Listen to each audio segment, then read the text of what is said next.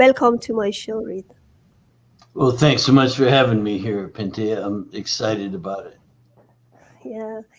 All right. I know we already had interview together, but for people who don't know you, can you tell me about yourself? What you do exactly? I already introduced you, but what happened to you to come to this field, functional medicine? And I know that you've done lots of labs and you already tested in so many people. And what was your experience? And what do you want to talk about today? Well, I'll talk about anything you want to talk about. I noticed the title here says How Lifestyle Medicine Helps with Every Health Problem. Oh, It sorry. does. It does. I back in the 90s, I was in environmental law. I was a conservationist. I was cleaning up the planet, air, birds, water, trees, bees. And I started turning my attention after seeing how bad the environment was affecting the everything. I said, what's it doing to people, including me? I didn't want anything sneaking up on me. And so I started working in this clinic. And there I became a clinical nutritionist and a certified personal fitness trainer. And I was helping the staff there. And it became really evident to me that people were stuck. Everyone walking in the office almost, and it really bothered me when they said that they had already been to five or more practitioners, 8, 10 practitioners. And I personally had not had any real health challenges other than getting banged up, from physical activities, sports, and motorcycle riding, and so on. So I didn't know how bad this medical system was. This Everyone was caught in this cycle of trial and error, and so I thought I'm a pretty smart guy. I can figure it out. It was really naive, but I said way back then, over 20 years ago, I'm going to be the last person you need to see. We're going to figure out how to fix this permanently instead of just going from one practitioner to the next. You're trying this therapy and this diet and that supplements, and forget the doctor because they mostly have just drugs and surgery. That's all they have to work with. So people are too smart for that. And so, believe it or not, I started chugging away. I didn't know you couldn't do it. I ran thousands of labs on thousands of people, and I noticed some patterns. I also had very, very good mentoring at the time. Some of the leaders in alternative medicine, it was called back then, but I wasn't a doctor. So this is the key.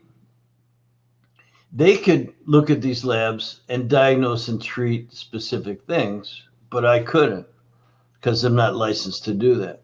I had to look at those labs in a different way for just the healing opportunities. Like, can these labs, alternative labs mostly, can they show me what's really wrong with a person? And of course, I found out they could. There's healing opportunities in these labs. But then the other part, since I'm not a doctor, you couldn't just get out a prescription. And I didn't want to just sell supplements. I actually tried that at first. I was the training I had was kind of relative to that, and that wasn't working either. So I had to develop a complete lifestyle program, a very holistic program that would not treat anything specifically, but treat everything non-specifically. So every cell, every tissue, every organ, every system would get the benefit of these changes we'd make in behavior. So we run the labs now and we look for healing opportunities, and there's lots of them. And if you identify enough of them, that's the other thing, to identify a whole cluster of the most important healing opportunities, and then customize and apply the general principles of health building to that person, and they just get better. Like it says, how lifestyle medicine helps with every health problem. Yeah, I don't really uh, discriminate. Whatever your health problem is, if you run some labs, look at these healing opportunities. I could give you the labs we run, no problem. And then apply these principles, and I could give you those, no problem. Then people just get better. Now, we've been doing that for over 20 years. And in 2008, I actually started teaching a course so that others could do what we'd done so successfully in the office back in Again, back in Southern California, working with thousands of people, it just works. So we spread the love around the world. Yes, actually, what I just realized, you always saying you shouldn't treat the paper. So that's why, as you said, for the thyroid, you said, okay, it's low or high. Don't you Then you try to adjust it with the hormones, and before you try to find the root cause of the issue. So of course that's not going to be resolved, and I like about that because that's the problem. So some medical doctors just go with the symptoms, but if they go and dig into it, they see they might find other underlying health issues, and those labs that you go through may not be found in general labs that we can see in medical system. So, what are these labs exactly, and why do you go through them? Well, the labs are saliva, urine, blood, and stool testing. For the most part, you can use hair. Can tell you some things about a person that almost no other lab will. But we run these labs. It's not so important which exact lab or lab company and these kind of things. There's different ways to skin the cat. But you got to be looking at the hormones, the immune system, digestion, detoxification. And we look at energy production and the nervous system. Now, that happens to spell hidden, HIDDEN, hormone, immune, digestion, detoxification, energy production, nervous system. So that's the pattern I recognized when I was running thousands of labs on thousands of people. No matter what their problem was, it was mostly women. They came in with migraines or female problems or just weight or fatigue or you just name anything, aches and pains, all kinds of stuff. So I just noticed that if I worked on those things, and this took a long time to discover, mostly running hormone tests at first, and then I started looking at digestion and then the immune system and detoxification. So I learned the labs over a long period of time, and I came up with that pattern. It just appeared. Uh, I think I've been foolish not to notice, that there's a pattern going on here. So I don't feel like a hero or anything. I just recognized the pattern. I started, everyone who came in, I just said, well, here's what we have to look at, ran those labs, and we've found all kinds of healing opportunities in just about every person. And then, so those are the labs: hormone, immune, digestion, detoxification, and so on. Spells hidden. And then the other important discoveries were found mostly in the area of lifestyle. Now, this office that I worked in was mostly chiropractic and acupuncture and massage, and I was the nutritionist.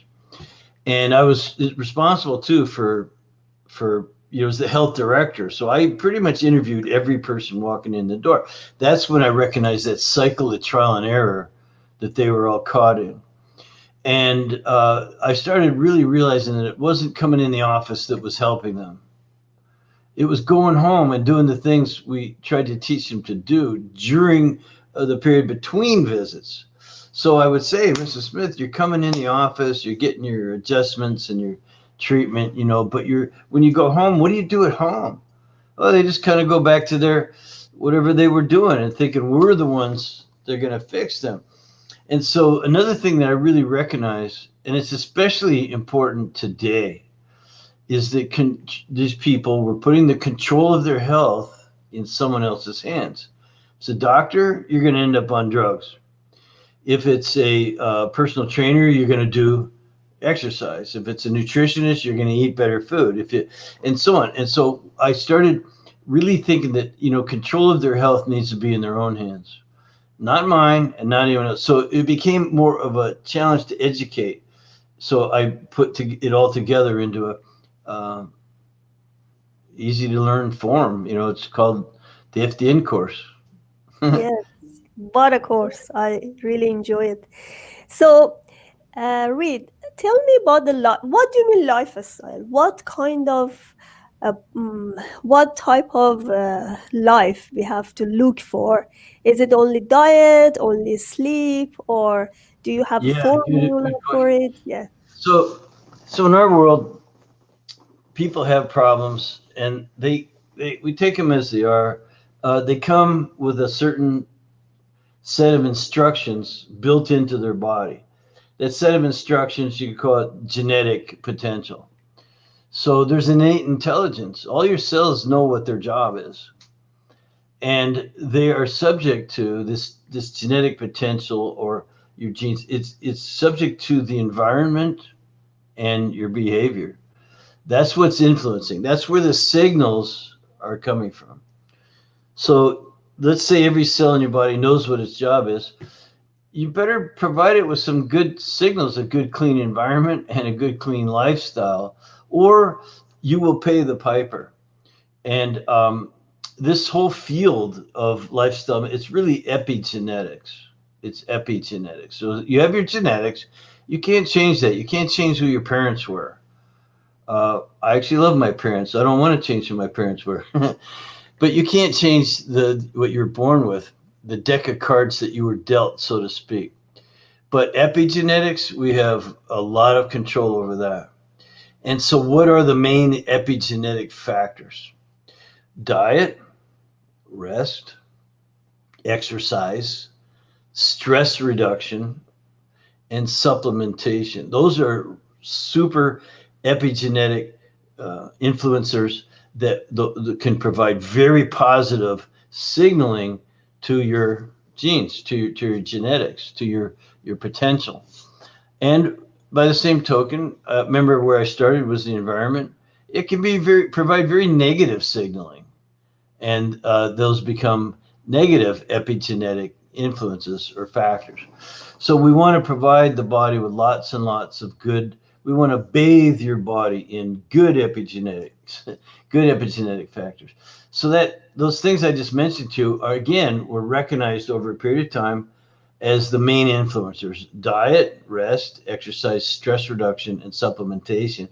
That spells dress. Yes.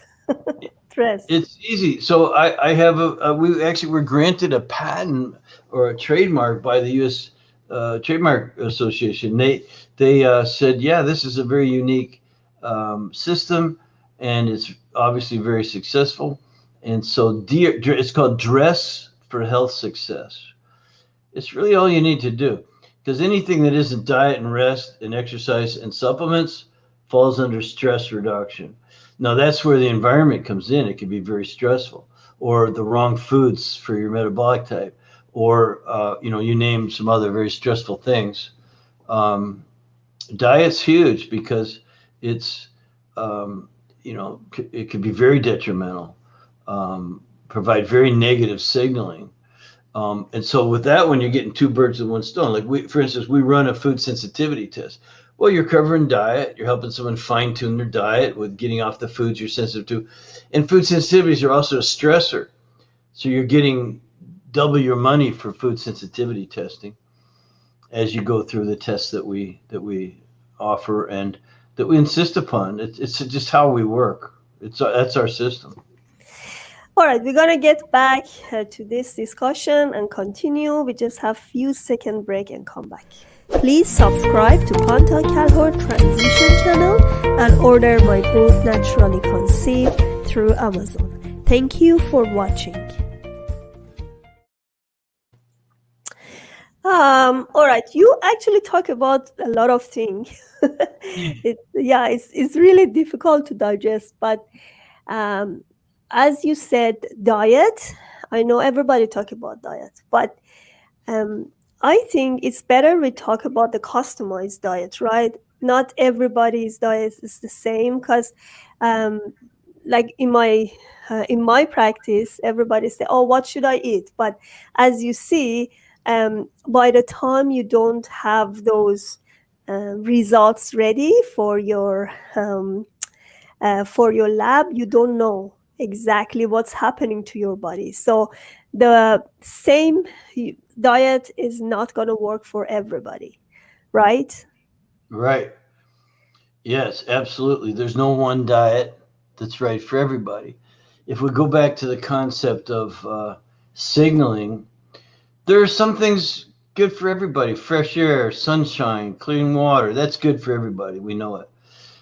There's some things that are bad for everybody, like pollution, electromagnetic frequencies and blah, a bunch of stuff bad for everybody.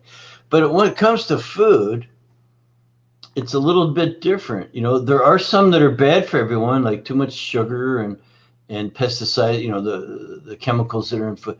That's bad for everyone. But what is good for everybody?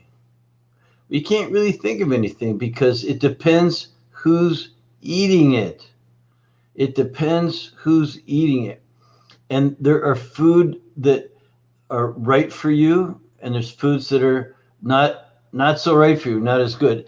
And so, what's really important is to know, well, what is it about me that makes it good for me to eat, say, a certain amount of protein and fat and carbohydrates? And we know what those things are. It's very science based. It has a lot to do with the rate at which you actually burn fuel. Everyone has a different oxidative rate. So oxidative rate becomes a major test for us. We test everybody. What's your oxidative rate? It's as important as A1C or blood pressure or many, many other things. God, I can tell you so many things we measure that we just look for balance. And so you've got to eat foods that fuel your cells according to your genetic requirements. And those genetic requirements are different based on basically ancestry and genetics. And you could just picture, let's say, for 25,000 years ago, all of your ancestors ate a lot of meat and a lot of fat and very little carbohydrates. That's important to know. So that dictates the oxidative rate, the amount of protein, fat, and carbohydrate. That's in a sense the fuel mixture. So my people, 25,000, that's 500 generations, by the way, folks. 500 generations ago, uh, my ancestors ate a lot of meat. They didn't grow any grains or probably hardly eat much other than seasonal carbohydrates, the fruit and berries and nuts and things they could pick off the ground or whatever. But they didn't harvest anything. They were hunter gatherers.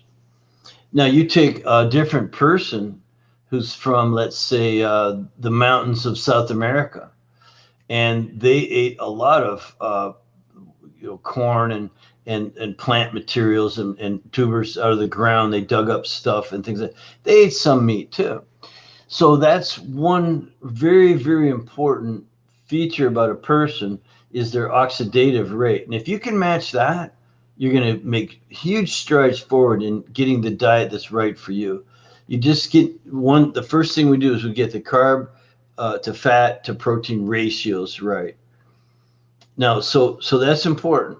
The other thing to consider, and this is a little bit tougher, is the makeup of that food, which proteins, which fats, and which carbohydrates, because the climate and the soils and other things going on in that environment were very, very different.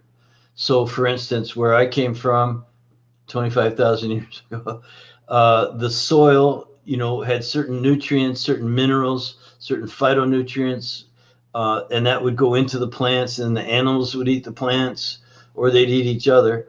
But somewhere someone was eating, and then we'd eat those. So we had just have it's bred into your bones, the nutrient requirements, the vitamin balances, the sort of body chemistry, vitamin balances, mineral balances, things like that. And that would be a lot different than those South American mountain people. Different. I mean, it still have the same vitamins and same minerals, but different levels. And when you do that after millennia and millennia and millennia, it's bred into your bones. Not only the fat, carb, and protein ratios that would be best for you, but the mineral content and the vitamin content and these kind of things. And believe it or not, you can figure it out. We have a system called metabolic typing, and it's actually better than knowing who your ancestors were, because just knowing who your ancestors were isn't good enough. We're so about 12,000 years ago, after the last ice age, the whole world just kind of exploded into traveling and trade and commerce. And of course, that's when agriculture uh, was established and spread, and all kinds of other things were established and spread, industrialism and things like that. So the world has changed a lot from 25,000 years ago. So even if you know who your ancestors were, and I've done the gene test, so 23andMe and all that stuff, I'm 2% Neanderthal. My mom says, I knew it. So, so, um, so yeah, it's not even that good. It's much, much better today to use the other things we know about metabolic typing to figure it out. Again, Yeah. because of intermarriages and travel and um, things like that. So we have a system. So, do you believe in vegetarians?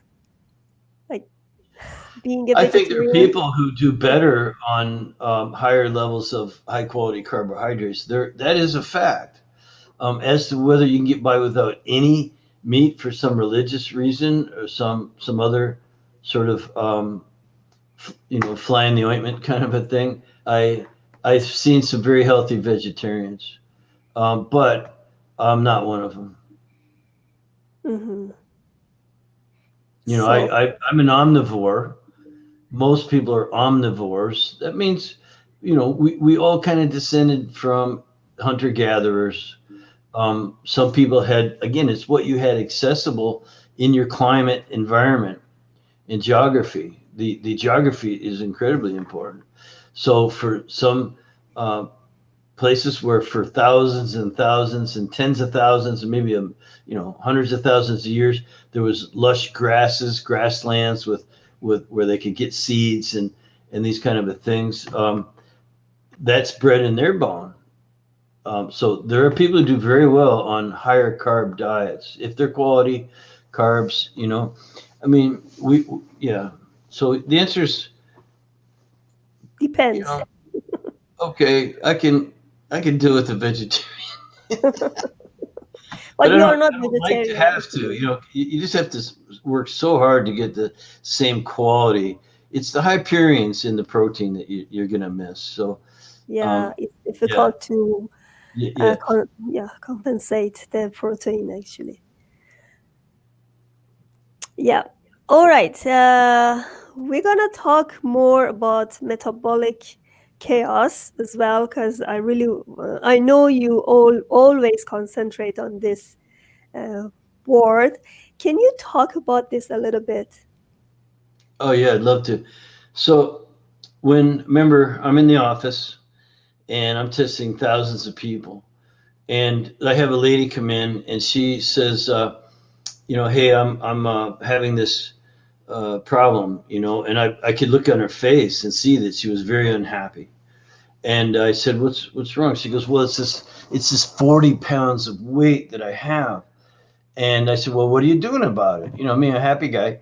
What are you doing about that? She goes, there's nothing I can do about it. I'm on this medication. I've been on it for 2 years. And I'm taking this medication because I get the hives on my skin if I don't take this medication. And it's making me gain weight, this medication. And so she said that she'd been to the doctor just in the last couple of days, who prescribed this. And he told her, she said she's very unhappy with this extra weight. And he said, lady, you can be fat or you can have the hives. Take your pick.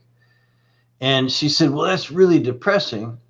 And he said to her, she says, well, I can give you some antidepressants if you'd like. And that just really upset her. So she passed on the antidepressants. I could just tell the look on her face was so sad. And I said, well, listen, did you ever try to find out why you get the hives? What? What do you mean? I said, did you get the point. I said, well, you could just find out why you get the hives. Something's giving you the hives. You don't have to just take medication to make them go away. Matter of fact, whenever she worked out to a sweat, or if she took a hot shower, she still got the hives, even on the medication. So she couldn't even work out to sweating and take hot showers. So I sent her home with a couple test kits. In a very short period of time, we had the mostly foods that she needed to invite to avoid. And within just another week or so, she was taking hot showers, she was working out to a perspiration, she was off her medication, and she was losing some of that 40 extra pounds. And this happened very quickly, and I was amazed at that, right? But the next person that came in who had a problem that I thought, boy, I know the answer. I know exactly what to do here. And this happened over and over. It didn't help at all. I had another case where I had a boy, the lady, she was coming in for care, and she said, asked me if I worked with kids. Said, yeah, I've helped raise 4 kids. I coach football, youth football for 15 years. Yeah, I know about kids. Why? What's going on? She says, well, at school, my 9-year-old boy, they're telling me that he's misbehaving. They says he has ADD, and they want me to put him on medication for his ADD. And she's very sad about that. And I said, well, do you think he has a medication deficiency? And this is going to correct that. And we laughed about that, but I ended up doing a couple tests on the young man, and I give you my word, within just a couple weeks after we changed his diet and some things, the principal of the school tracked me down and said, what did you put Billy on? As if it was just some pill. So I gave him something, to make the ADD go away. And no, what we did is we found an underlying contributor to the neurological problems he was having that was causing him to not be able to pay attention and to poke around at the other kids and stuff. Um, I would have said maybe you just have boring teachers, and maybe that's why he's not paying attention, but that didn't go that far. Not there. So miracle, right? Miracle. There's some cases like that. But then the next young fellow with ADD, exact same thing. It didn't work quite as well. That's when I coined the phrase metabolic chaos, because there's just things upstream, and when you think you know it all, your body just this chaotic upstream environment in the body, these metabolic processes, and that's why I call it metabolic chaos. So I offer no diagnosis for anything ever. It's not my job. You've had enough diagnosis. What you need is to know what are the healing opportunities upstream. Can we remove something or correct a deficiency or correct an imbalance or whatever it might be upstream that is filtering downstream, creating a lot of chaos. I mean, it could bounce here and there and here and there, and there could also be multiple causal factors. So these multiple causal factors are all crashing into each other too. All the effects that they're having. So it's impossible to sort out if you don't have a really good system. If you think it's run one lab, like it sounds like thyroid, and you check the thyroid, yep, pat myself on the back, I found your problem. And really those practitioners are just treating the paper. I found your Exactly. problem. Slow thyroid output. Here's your thyroid hormone to replace it. Well, that doesn't look far enough upstream for us. That leaves all kinds of healing opportunities off the table. You think you found the problem? Nope, you most likely didn't. And that's why people are caught in that cycle of trial and error. You know what I like about your talk in PTSD? We're gonna have a summit soon with the trauma. What was the summit name? I forgot. And I know for even for the PTSD and emotional trauma, you may have some underlying issues which is not even emotional. You may have some physical issue which affect you, be angry and depressed. Because I see very good example. My daughter, when she's very hungry, she's angry. And she doesn't want to play, she doesn't want to do anything, she's just hungry. So, and that's happened to many people, and they don't realize that every piece of body is really related to each other. Because you may have some physical issues affect your emotional, you have some emotional issues affect your physical body. So it's so interesting that see how body works. We would say she's hangry. Hungry. No, hangry. Hungry and angry together is Oh, hangry. I see. Yeah, yeah. So, well, listen, if you're not eating right, your energy will go down, and also your satiation. It's not fun to be unsatisfied by your meals, and there are key indicators for what satiation. Satiation is a actual thing you can grade. So, and obviously hunger, and another thing goes along with that. It's good food if it's right for you. Between meals, you should have some sense of well-being. So if you eat right, and I can't tell you how many people we change their lives around by just changing breakfast. Oh my God, I can't believe that 2 hours later, I'm still not hungry. I have no cravings. I feel fully satisfied, and I actually feel pretty happy. I mean, a sense of well being is what we call it. So imagine, can food do that? Yes, that's what it's supposed to do. That's what the right food for you will do. And so if you're walking around, grumpy for no reason and not satisfied and craving things, you're not eating right. You didn't eat. The previous meal was not right for you. Either the protein, fat, and carb ratios were off, and they'd be pretty easy to dial in if you just try keeping track, or take our metabolic typing test. At mtdiet.com, there's really a good test everyone could take. But that's part of the dress program. Remember, it's not just the diet. You need to be well rested. You need to have good exercise and be not overweight and all kinds of things. You need to be well hydrated. There's lots of other types of stress that are environmental that will put you in a bad mood or make your head spin. You know, and finally, supplements can be very helpful. But back to what you said about the mental emotional, as we're working with people, we find that it's the opposite of what you said. Your problem isn't that you aren't eating right and going to bed. The problem is in your head that and these complexities within the mind and emotions can be another hidden stressor. So again, I throw everything that isn't diet, rest, exercise, or supplements into that. There's a hidden stressor. And a racing mind can be resolved with diet and supplements and things like that, but it can also be uh, resolved with training. There's training on how to meditate and close that, or shut that racing mind off. And it starts with realizing you're not your mind, you're not your emotions, and you're not your body either. If I cut your arms and legs off, you're still you. And if you those thoughts that you're having, they're also just accumulated uh, junk, a lot of it. And emotions aren't much different than thoughts. They're just, as one of my heroes says, those are just juicy thoughts. Emotions are juicy thoughts, And so, but they're not you. You're not your thoughts or your emotions or your body. And so there's a way to get some discipline around that.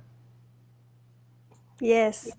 All right. Do you have your last words? Because we are finishing uh, the Sure. show. Yeah. No, Something that I make us never, happy and give us some hope of recovery. And uh, especially for people who are dealing with chronic disease. yes, yes. Actually, as a teacher, you know that we're never done. We could talk till midnight, but and go on and on. But I wanted to bring it back not only for chronic disease, like you just mentioned, but because you wrote a book on fertility in the natural way. I can't tell you how many people in all these years who had given up on getting pregnant. And I had a client once. She was coming in not for fertility, but for something else. She was overweight. She was tired. She was fatigued. She got headaches. She had foggy thinking, and just general malaise. She wanted to hire a health coach. We didn't use that term back then, but we started working together, and I ran all my labs, hormone, immune, digestion, detoxification, and so on. We put her on a Dress for Health Success program, just straight up like anyone else. Same thing I do for my mother. Just it's what I do for everybody. And a few months later, my phone rings. I pick it up, and it's her. And she goes, "Reed. It's Karen or whoever." She goes, "I go, yeah. What's up? I thought something was wrong." And she goes, "I just have to tell you how happy Scott and I are here, and we're pregnant. We just came back from the doctors, and we're pregnant." I go, "Well, congratulations. That's great. What why is she telling me?" And she goes, "No, you don't understand. This is you. This is you. You're the one who got me healthy enough to have a baby." And so she wanted to thank me, of course. And so I just want to tell that little story. It's very true, and it happened more than once, many times, that when you get healthy enough, your baby you'll then be able to conceive. There's things in the way. There's there's just your body doesn't need to be getting pregnant if you're not healthy. It's not a good time to get pregnant, and maybe your body's smarter than you are if you're infertile. Now, there could also be pathology, and there could be some serious things. But in so many cases, it's not. It's just that you're not really in a position to conceive a healthy child. It could also be the husband's fault, but just most of the thing. As soon as we got the women healthy, they got better. So that applies to all chronic disease, fertility, anything you want to talk about. Yes, thank you so much. My next book for this fertility series is going to be about male fertility. And as you said, because I believe that not only women, men also should contribute as a healthy partner. Because if you're not both healthy, so it's not going to happen. Yeah. Okay, fantastic. Thanks for having me. Yes, thank you so much, Reed, for being here again.